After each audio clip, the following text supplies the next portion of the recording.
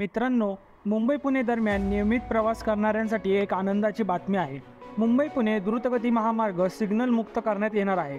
MMRDAने या दिशेने पावले उचलली आहेत. मुंबई पुणे दरम्यान सिग्नल मुक्त मार्ग तयार झाल्याने इंधनाची मोठी बचत होणार असून वाहन चालकांच्या वेळेचीही बचत होणार आहे. तर मित्रांनो, व्हिडिओकडे वळण्याच्या आधी आपण 700 सबस्क्रायबर्सच्या खूप जवळ आहोत. तर चॅनलला सबस्क्राईब करायला विसरू नका आणि आपण वळूयात पुढच्या व्हिडिओकडे. सरकारने 1092 कोटी रुपये खर्चून सुमारे 4.5 किलोमीटर लांबीचा एलिव्हेटेड कॉरिडॉर बांधण्याचा निर्णय घेण्यात आला आहे. हा कॉरिडॉर शिवडी, नावा, शेवा ट्रान्स हार्बर लिंक प्रकल्प आणि मुंबई पुणे एक्सप्रेसवेला जोडला जाणार आहे. रायगड जिल्ह्यातील चिर्ले इंटरचेंज ते मुंबई पुणे एक्सप्रेसवेच्या दरम्यान हा एलिव्हेटेड रस्ता बांधण्यात येणार आहे. मुंबई महानगर प्रदेश विकास प्राधिकरण येत्या 3 महिन्यात हा प्रकल्प सुरू करण्याची योजना आखली आहे. राज्यातील 2 सर्वोत्तम रस्त्यांना जोडणारा हा प्रकल्प 30 महिन्यात पूर्ण होणार आहे.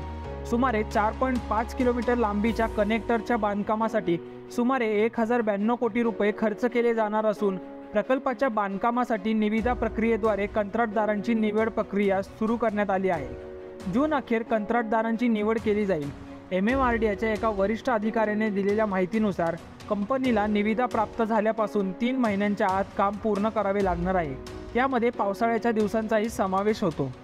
मुंबई ते नवी मुंबई अंतर कमी करण्यासाठी समुद्रावर 22 किलोमीटर लांबीचा पूल बांधण्यात येत आहे. या मार्गावर सिग्नल असणार नाहीयेत. मुंबई ते नवी मुंबई हे अंतर 15 ते 20 मिनिटात कापता येते. पुलाचे काम जवळपास 94% पूर्ण झाले आहे. 2023च्या अखेरीस हा पूल वाहनांच्या वाहतुकीसाठी खुला केला जाणार आहे.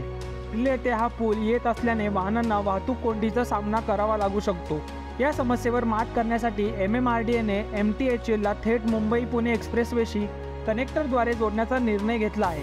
सध्या मुंबई पुणे द्रुतगती मार्गावर मुंबईहून मुंबईला जाण्यासाठी 1.5 ते 2 तास लागतात. MTHL आणि प्रस्तावित एलिव्हेटेड कॉरिडॉरच्या बांधकामामुळे हा प्रवास 20 ते 25 मिनिटांपर्यंत कमी होणार आहे. तर मित्रांनो, या सिग्नल नसणाऱ्या एक्सप्रेसवेबद्दल तुमचे काय विचार आहेत कमेंटमध्ये जरूर सांगा.